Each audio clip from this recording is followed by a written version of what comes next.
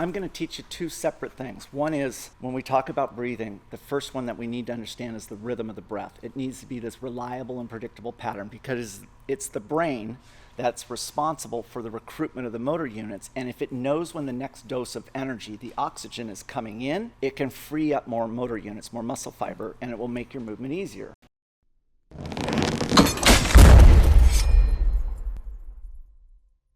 Random breathing, where you're breathing like this,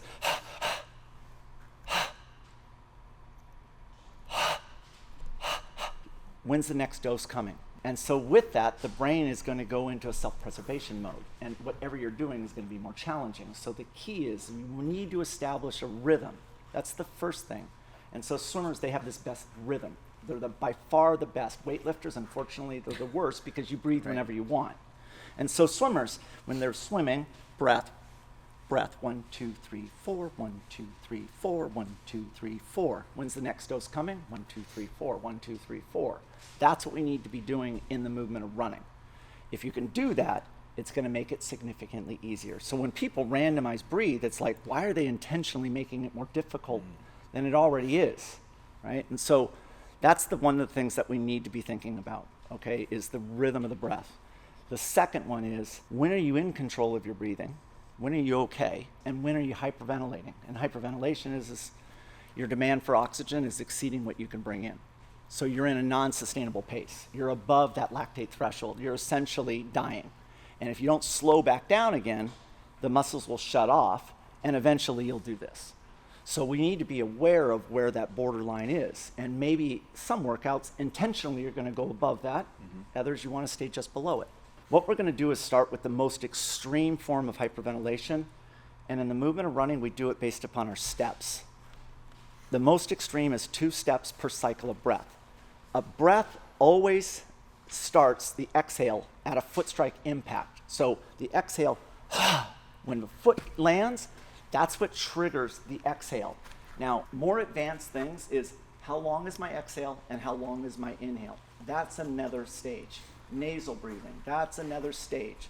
What we're going to do is just breathe through our mouth, and we're going to understand the cadence based upon mouth breathing. What I'm going to do is I'm going to demo what a 2 count is, and you're going to jump in with me. So it looks like this.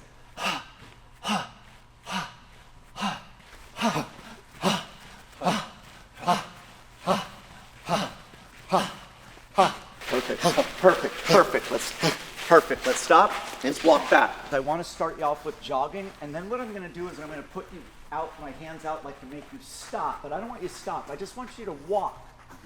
Now, it's hard to develop this cadence, but I need you to think about right now, this is what it sounds like. All right, let's practice that.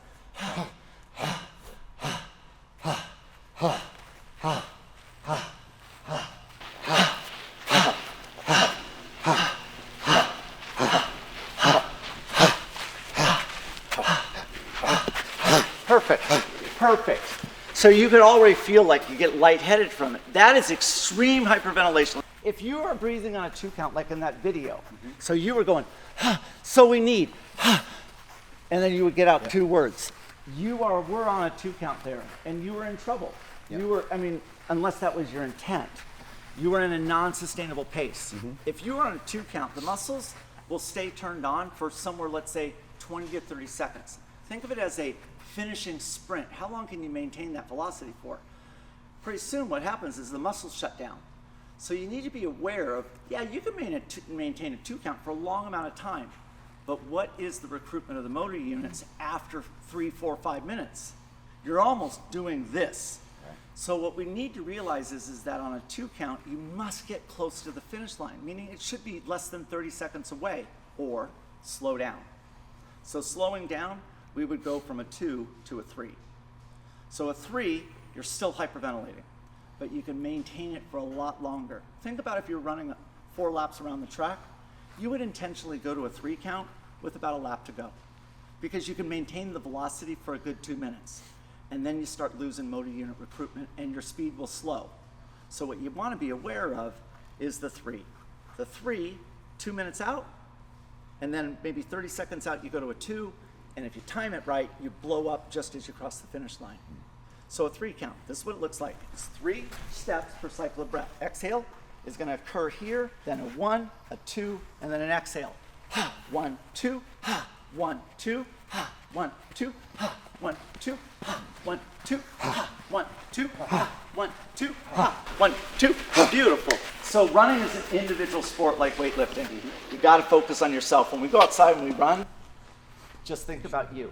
Let's just stand here in place. So it's going to be, and we're just going to walk. So the move will be walk, stop. You never stop your count though. So here we go.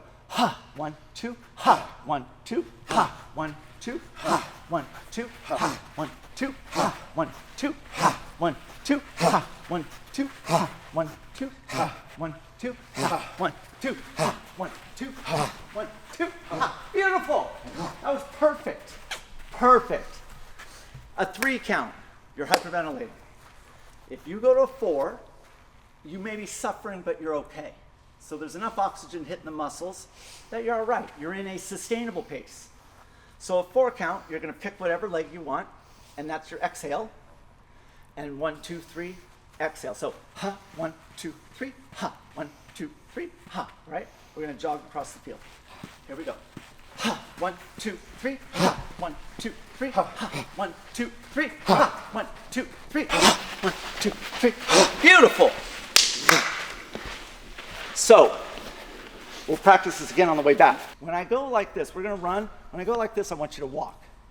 Go into a walk. When I go like this, I want you to stand in place. Okay.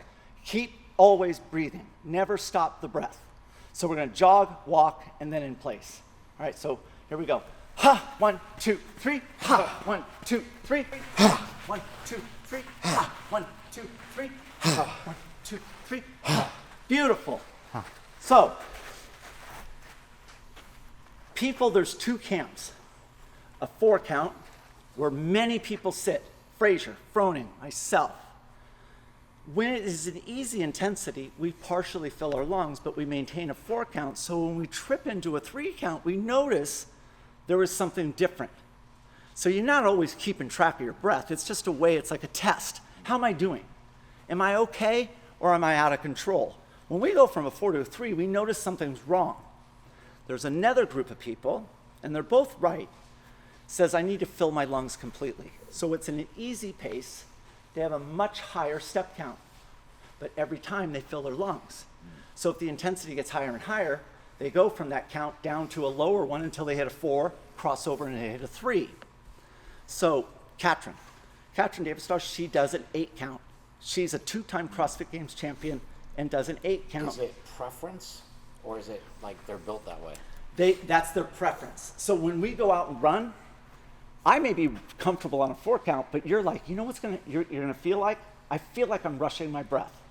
If I go to a 6 count or I run with Katrin on an 8 count, you know what happens is I feel like I'm holding my breath. Right. So there's the opposite where you want to find your natural cadences. Am I rushing my breath, right? Do I feel like I'm hyperventilating, or do I feel like I'm holding my breath? Now the ideal count, in my opinion, would be a 5, because you're always exhaling on different legs. Right. I wasn't aware of this when I was a kid, so I used to run 50 miles a week for like 9 years. Wow.